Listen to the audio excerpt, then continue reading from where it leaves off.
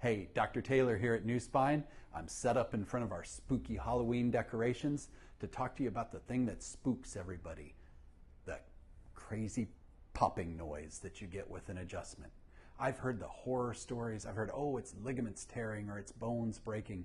Nope, it's actually a little gas bubble forming in the joint. Just like when you open a Coke, you get that. Instead, in a joint, it just goes click. That's why once you pop a joint, you can't pop it again until it redissolves. It's safe, it's harmless. We can't wait to see you. See you soon.